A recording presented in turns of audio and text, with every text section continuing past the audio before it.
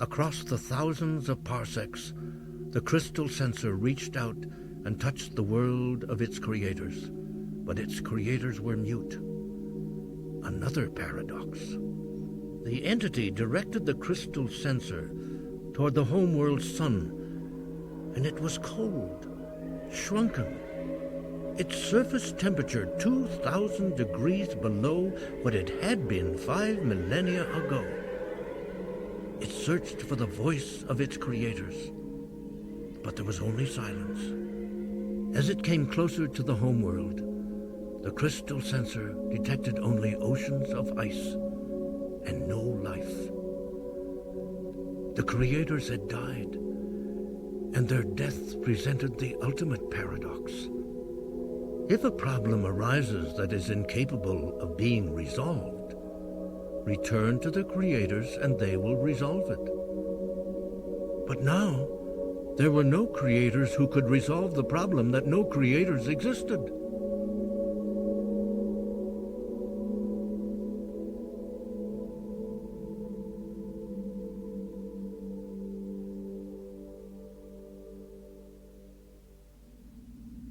Finally, it happened.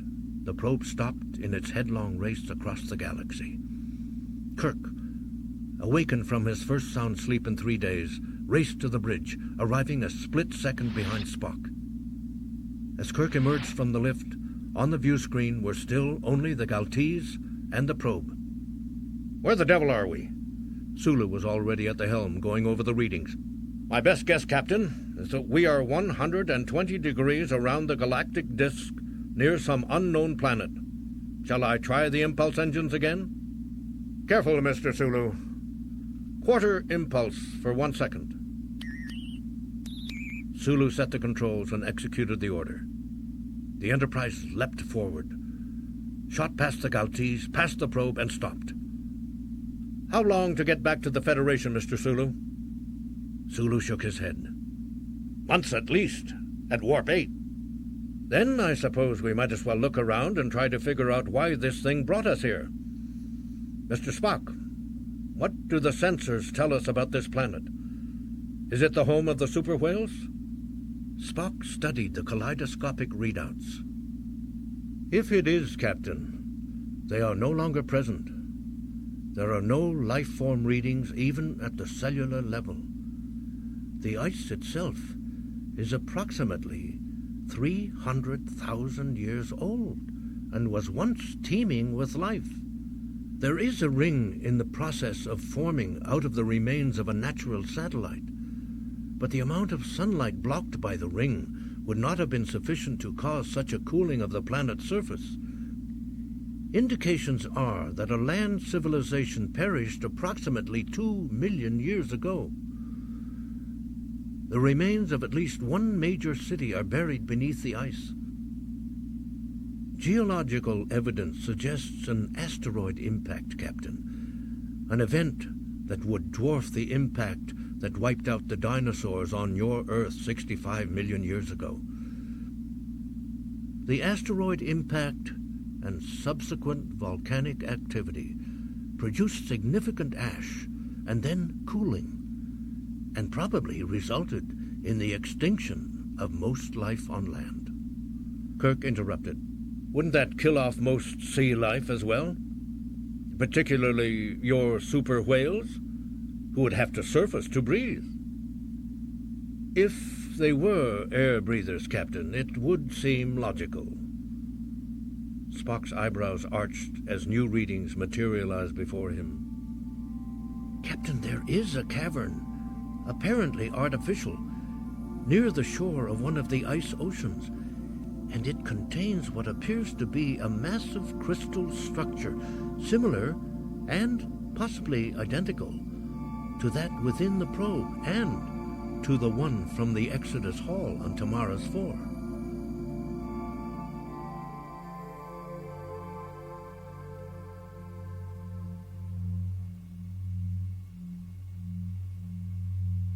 Commander Genu, still playing the role of Sub-Centurion Ketal, for the last 3 days had stood at Tiam's side and listened to the status reports come in.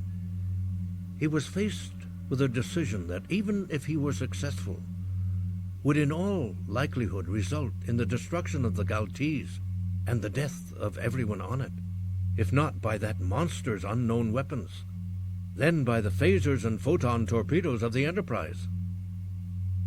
According to ships that had trailed it as it passed world after world, this thing always did one thing. It extended some kind of crystalline appendage.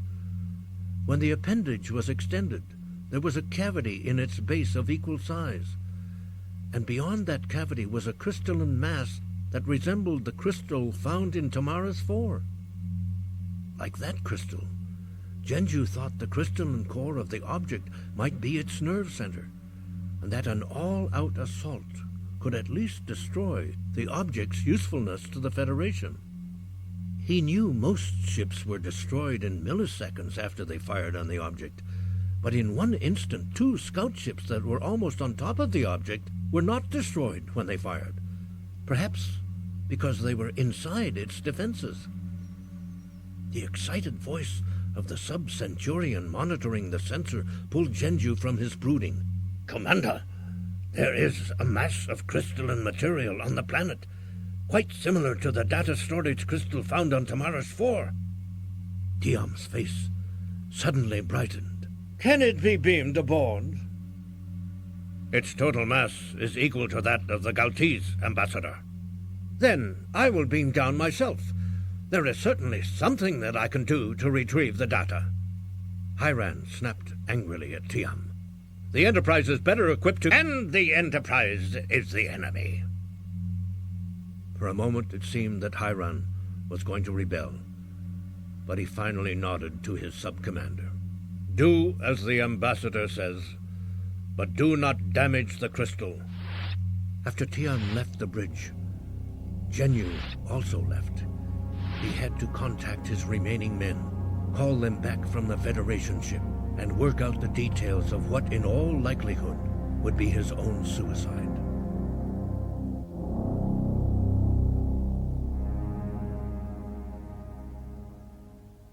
Kirk looked around at his officers assembled in the briefing room. "Before anyone beams down there, we're going to be damn sure this isn't just a rest stop for that thing, and that it might just head out again, taking the Enterprise. This is not the most hospitable world in the galaxy to be stranded on. The air in that cavern is breathable, but the atmosphere on the surface is marginal at best."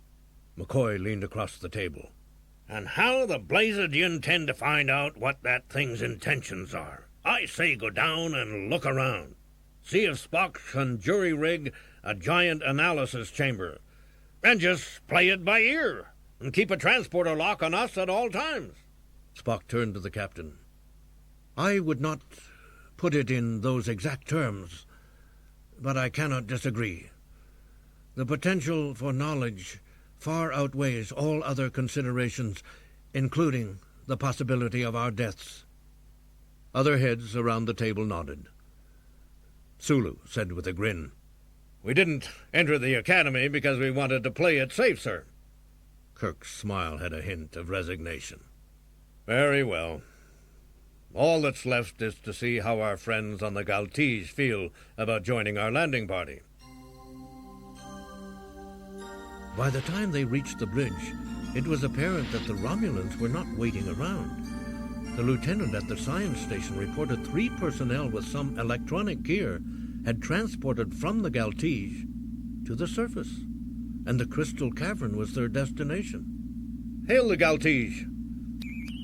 In a few moments, Hiran was on screen, his usual smile replaced by flinty grimness. "Captain Kirk, Ambassador Tiam requests that all Romulans aboard the Enterprise be transported to the Galtees without delay." "And where is Ambassador Tiam? Is he one of the ones who just transported down to the cavern?" "You know about the cavern, then?" "Yes, Commander, and the crystal within." "Will you notify Tiam and his colleagues that personnel from the Enterprise will be beaming down?" "Of course, Captain." With a faint flicker of a smile, Hiran broke the connection.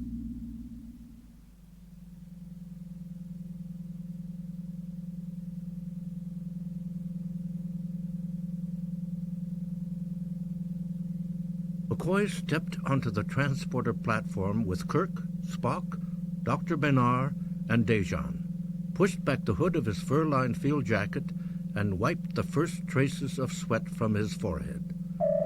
The transporter energies gripped him, and the transporter room flickered out of existence, replaced a frozen moment later by darkness. McCoy cursed to himself.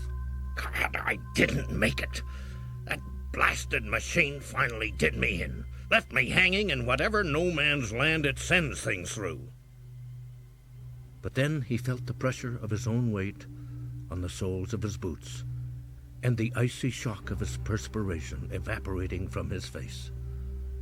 And out of the corner of his eye, a small bubble of light that a moment later seemed to explode. Dr. Bernard had turned on her halogen lamp. Kirk and Spock were on either side of him, and Dejan was next to Dr. Bernard. Underfoot was translucent, glass-smooth ice. Overhead was only darkness. The roof of the cavern was beyond the reach of Bernard's lamp. 50 meters away in the direction of the original bubble of light, he saw the whitish-green dome that was the crystal, or as much of it as poked up through the ice. Next to it, wearing even bulkier jackets than his own, were the Romulans. Two were working with a pair of antenna-like devices, while the third turned and faced the group from the Enterprise. Spock looked up from his tricorder. "The one facing us is armed, Captain." Kirk turned to the Romulan archaeologist. "Dejan, under the circumstances, if you would prefer to be beamed back aboard the Enterprise..." "No, I will stay. I will not let that pompous-ass Tiam determine my movements." Kirk began to lead the way across the ice. Their boots clicked on the ice as if on steel. At a dozen meters, the light from Bernard's lamp penetrated the shadows and revealed the Watcher's face. Kirk nodded. "Ambassador Tiam?" Tiam's eyes surveyed the group and rested on Dejan. "Dejan, have you come to join your countrymen?" "I have not." Tiam almost smiled. "That is good. The Empire was served far better by your defection." Abruptly, Tiam turned his back on Dejan and the others and resumed watching the two Romulans as they worked. Kirk turned and continued toward the crystal. Thousands of geometrically perfect facets became visible in what from a distance had seemed like a simple dome. Spock's gloved hands turned his tricorder toward the crystal facets and moved the input grid slowly along. After a few seconds, he lowered the tricorder. "There is no magnetic field associated with this crystal, as was the case on Tamaris. But there is a detectable structural distortion, which suggests that perhaps another form of energy might be keeping the data stored in the crystal. In all likelihood, it is the same form of energy the probe employs." Spock stopped abruptly as a faint glow pulsed somewhere deep within the crystal, far below the surface of the ice. The flow, still pale, flooded to the surface of the crystal and cast an eerie light throughout the cavern. The cavern's true dimensions became apparent. A kilometer above their heads was the ceiling, as smooth and glass-like as the ice beneath their boots. At least 3 kilometers in all directions, the walls were also smooth and unbroken, except for halfway up one wall where there was a tunnel, which must have been an entrance when the cavern was all, or mostly, underwater. The glow flowed out of the crystal like a luminous fog. McCoy saw that his fingers seemed to glow, his arms fuzzy and indistinct. He grabbed his communicator to hail the transporter room when Kirk gripped his arm. "Wait, Bones. Look up." McCoy looked up and gasped. Where moments before there had been only the distant smooth roof of the cavern, there was a kilometer of rippling crystal-clear water.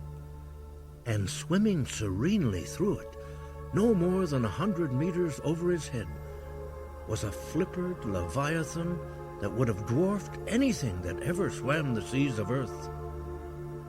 McCoy watched as at least 100 of the Leviathans swarmed overhead. I'll be damned, Spock, you were right. Except they look more like super dolphins than super whales. Kirk swept his palely glowing arm through the air to make sure the cavern hadn't suddenly filled with water. A hologram. Spock, is this crystal the source? Unknown, Captain. Whatever the source, it is not any known form of holographic projector. As in the case of the probe's emissions, there is no direct evidence of any form of energy transfer. Spock broke off as the crystal vanished, followed a moment later by the ice floor beneath their feet. But it was not gone. McCoy could still feel the pressure on the bottom of his boots. Soon the glow that enveloped them vanished, and more of the gigantic dolphin-like creatures appeared below them, swimming serenely through what must have been solid ice. Overhead, something glittered like the surface of the ocean. Suddenly there were sounds coming at them from all sides, a total cacophony, like the emissions of the probe. Dr. Bernard abandoned her tricorder and began working with one of her own tools, a sonic probe. Then she breathed, a sonic hologram. These images reflect sound. Kirk excitedly turned to McCoy. Of course, Bones. You said it yourself.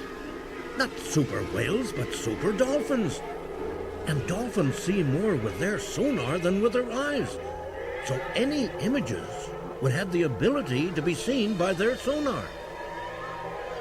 For a long moment, they all stood silently, listening and watching the images of the massive creatures flow through the image of water. Finally, Spock said, I believe, Captain, you and Dr. Bernard may have given me the key to the probe's emissions. Kirk reached for his communicator. Let's get back to the Enterprise and see if you're right.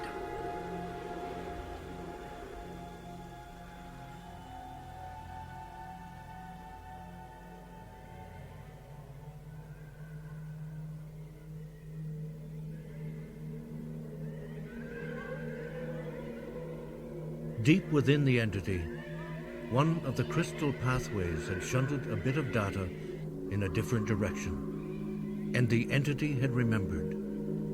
The crystal wisdom. The entity had reached out for the memories and wisdom of the creators, and had spoken softly to the crystal wisdom, gently awakening it, and the information had begun to flow. The entity turned its attention to the two space-going bubbles it had brought with it. It loosened its grip, but did not release them.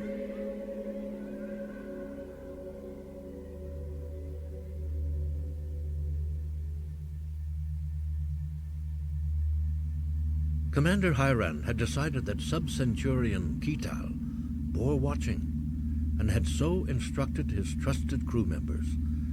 And now he had proof of Ketal's treachery and had summoned him to his quarters. When Sub-Centurion Ketal entered, he stood at attention before Hiran, who remained seated behind his desk. Sub-Centurion Ketal, do you have plans of your own for the Galtees? For just an instant, a flicker of surprise widened the aide's eyes. I do not understand, Commander. What precisely are you referring to? A conversation that took place a few minutes ago in your quarters between yourself and another of Tiam's aides. The questions you were asking, Sub-Centurion, about our maneuverability and firepower might have been more appropriately asked of me, the ship's commander. Ketal's face remained impassive, but finally he nodded. I was making preparations for the possibility that Ambassador Tiam will fail to gain useful information from the crystal. May I ask, Commander Hiran, if Ambassador Tiam ordered you to fire on that object called the probe? would you obey? I would not. Such an attack would be suicidal. What if I told you there was a chance that the Galtees would not be destroyed? I believe we may be inside the object's defensive perimeter, and we could damage it severely if we were to launch a sudden attack. An intriguing possibility, but Tiam seems extremely anxious to find a way of communicating with this thing. As we all are. However, we must consider the possibility that the Enterprise will succeed, and we must destroy it rather than take the chance the Federation will learn how to control that thing and turn it into a weapon against the Empire.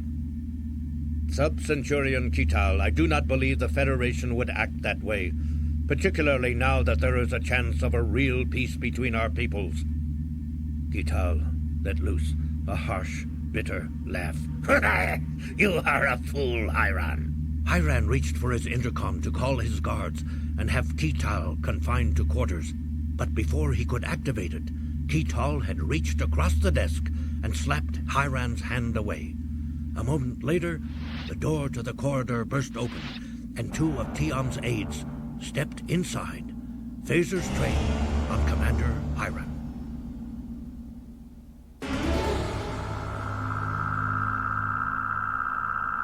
Tiam knew something was wrong the moment the Galtees transporter room formed around him, and he saw Genu, not Kital, was waiting for him. Dressed now in a somber commander's uniform, Genu had jettisoned all traces of Sub-Centurion Kital. Almost before the transporter energies released Tiam, Genu turned to his aide.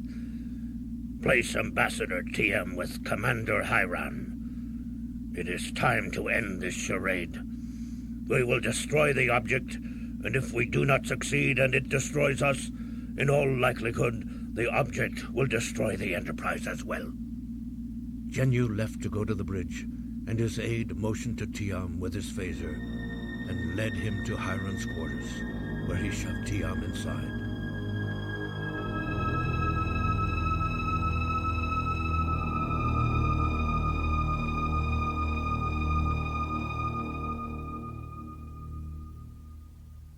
Captain's log, stardate 8496.4.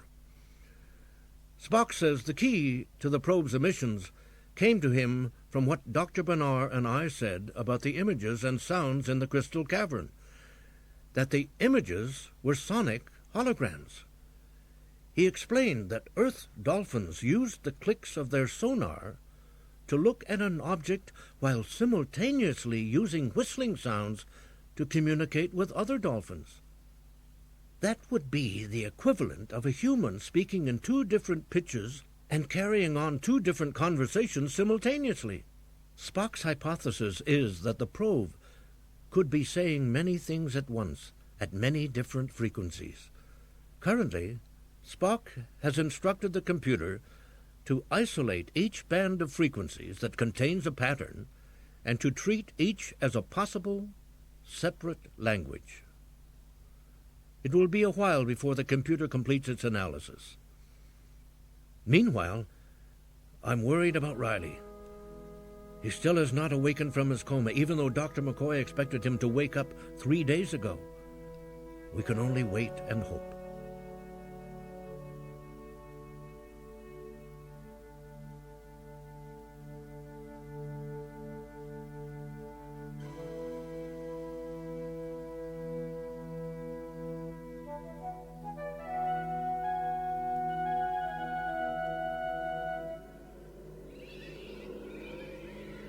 The entity had resolved one paradox, only to have another replace it. The chances these mites were responsible for the disappearance and reappearance of the primitives on the Blue World were increasing, as were the chances that they were somehow connected to the mites that had driven the creators from the homeworld.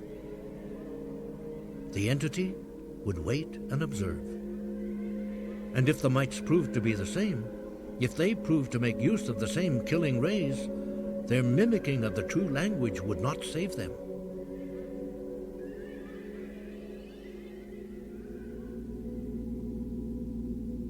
While Tiam talked with Hiran and realized that, indeed, he had been a pawn in Genyu's hands and that Genyu would destroy them all, Genyu was informing the bridge crew of his plan. The Galtees would lure the Enterprise closer to the object and then attack the object, ensuring the destruction of the Enterprise. The Galtees would possibly escape harm by being within the perimeter of the object's defenses. Sub-Centurion Usal had stood by with the others, while Genyu had accused Hiran of treason and announced what Usal could only call madness. Surely they would all die. Suddenly, he knew what he had to at least try to do. He made his way to Hiran's quarters. Once there, he used his phaser to stun the guards and drag them inside. Hiran immediately took charge and determined they must reach the bridge and confront Genyu. Hiran, Tiam, and Usal went to the lift. Hiran cursed as he realized it had been disabled. Genyu would have also sealed off all other entrances to the bridge. Tiam swallowed, his lips dry as parchment. It is another possibility. My quarters, there is a subspace transceiver. We could contact the interim committee. Hiran spun to face the ambassador. Halfway across the galaxy? Don't be a fool, Tiam. Even as Tiam slumped, Hiran brightened. He turned to Usal. Go, try to cut the power to the weapons or the bridge. Without another word, the sub-centurion sprinted for the nearest entrance to the service stairs. Then Hiran gripped Tiam's arm and dragged him toward the stairs. Come, Tiam. Take me to this transmitter of yours.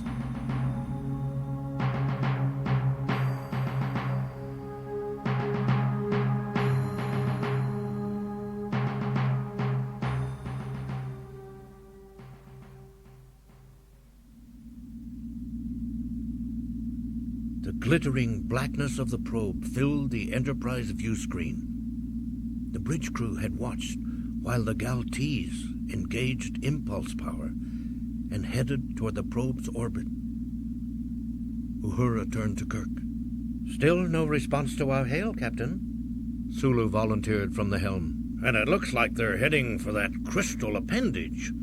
The Galtees is now at minimum impulse and barely moving. Kirk shook his head because it didn't make sense. Suddenly, Uhura announced that the Galtees was responding. On screen, the probe and the minuscule Galtees vanished to be replaced by a badly out-of-focus image of the Romulan bridge with an equally out-of-focus Commander Hiran, whose voice was oddly distorted. Captain Kirk, I must reluctantly request your assistance. We have decided to investigate the object's crystal appendage more closely. Now that we have approached it, we find we are unable to maneuver.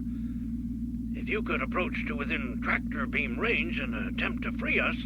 And get caught ourselves? Kirk interrupted. No, Captain. The effect appears to have a very short range. You will be able to get within tractor beam range without exposing yourself to danger. Kirk was puzzled by the blurred images and distorted sound. Commander Hiran, is the probe affecting your transmissions? Yours are blurred as well, Captain Kirk. Perhaps it is the result of whatever field is preventing us from moving. Kirk turned to Sulu at the helm. Take us in, Mr. Sulu. Reverse course the moment you detect any loss of efficiency in our impulse engines. Kirk started to look back at the screen when the audio channel was cut. Uhura glanced up. Captain, there is a subspace hail from the Galtees. Audio only. This is Commander Hiran. Captain Kirk, I must warn you. Kirk vaulted from the con and was at Uhura's side in a second. Commander Hiran was just speaking to me from the Galtees bridge. A poor image? Out of focus? Yes, but... It is Genyu. The one you knew as Kital. He has taken over the bridge and is using the computer to alter his image. What is your warning, Commander Hyran? Genyu plans to fire every weapon we have into the cavity beneath that thing's appendage and hopes to damage the massive crystal structure just below it. He expects the thing to return fire and vaporize both the Kaltige and the Enterprise. Kirk let out a deep breath. So that's why he wanted us close in. But if you can't stop him, how do you expect us to?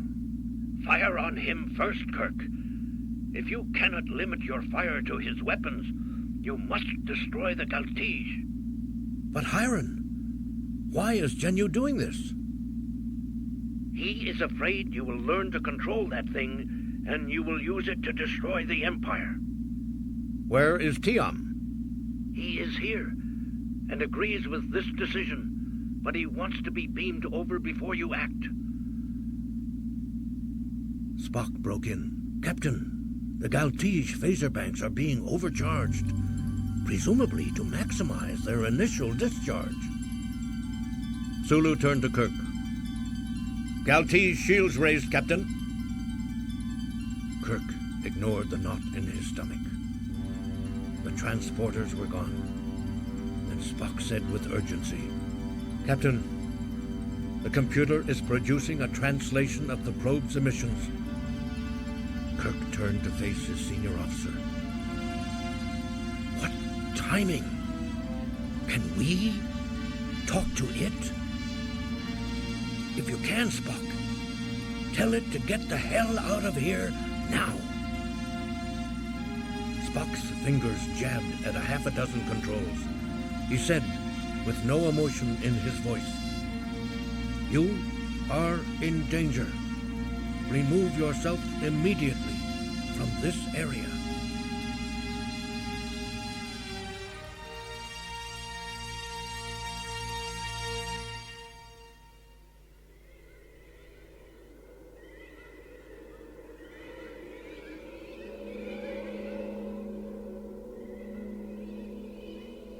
Yet another paradox assaulted the entity.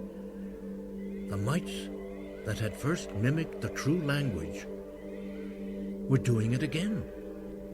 And yet they would not. It was something totally new, a warning of danger.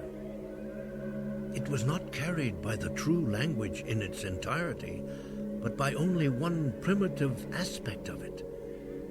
Had the mites chose to use more aspects, they would have communicated 1,000 times more information. But perhaps it was all they were capable of. The entities searched for the danger, but there was none. Even if these mites possessed the killing rays, the mites' space-going bubbles would be reduced to atoms if they used those rays. The entity communicated, there is no danger.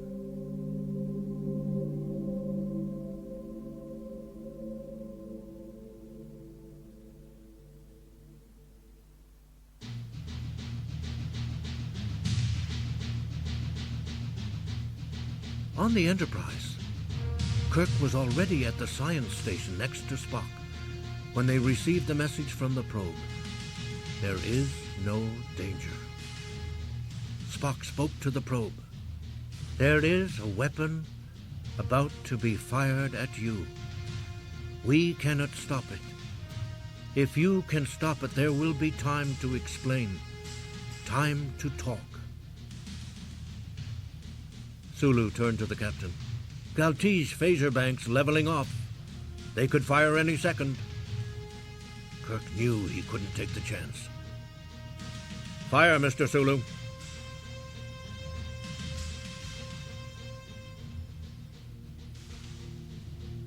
Time to talk. The entity seized on that fragment of the mite's message. They wanted to communicate. The entity reached out and gripped the space-going bubbles and the mites within them, and everywhere in the Enterprise and Galtese, all motion stopped. Genu's order to fire all phasers was frozen in his throat. In the sickbay of the Enterprise, Kevin Riley could not breathe, and it ripped him free of the nightmare that had held him captive for so long. Gently, swiftly, the entity placed the mites and their space-going bubbles beyond the point at which their killing rays, if indeed they possessed them, could trigger a response. Then it released them and communicated. We will talk.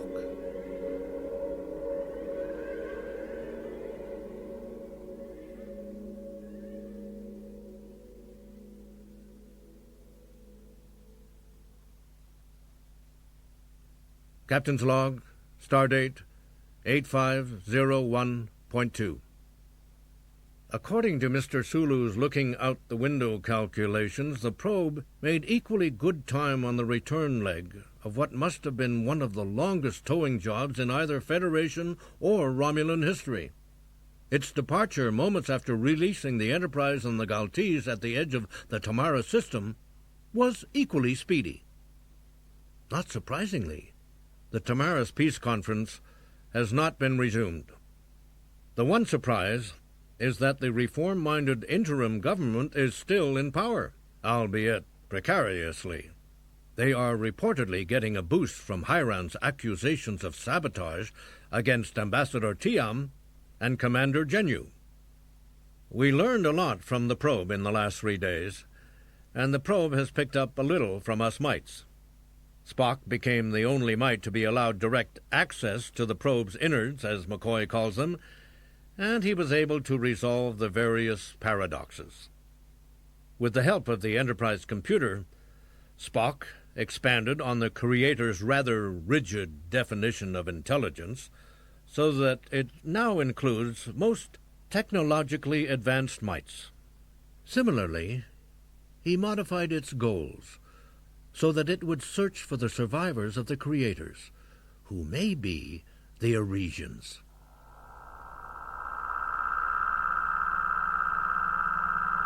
Captain Kirk watched Commander Hiran materialize on the transporter platform with the barest trace of what struck Kirk as a wistful smile.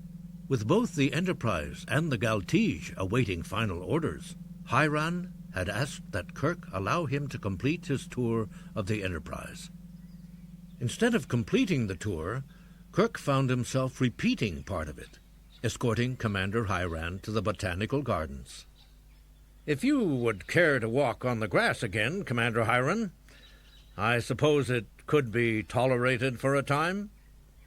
Hiran laughed and said, "Taking a walk through a garden with a Federation captain is not something easily forgotten."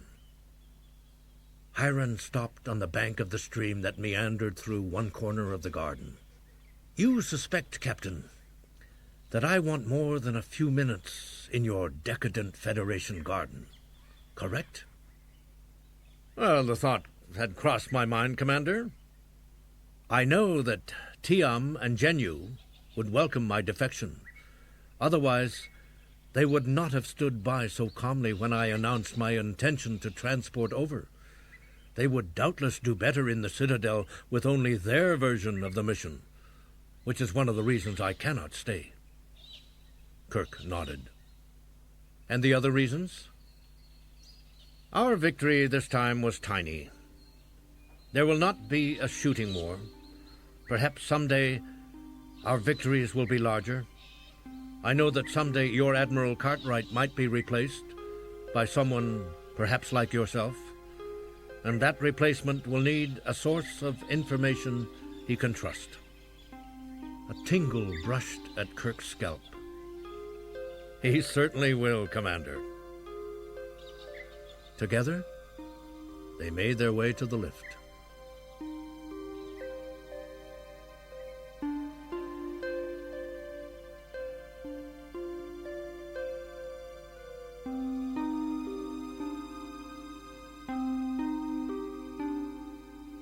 Probe by Margaret Wander Bonanno was adapted for audio by George Truitt and performed by James Doohan. The recording engineer was Stephen Strassman, with post-production and sound design by Stephen Erickson.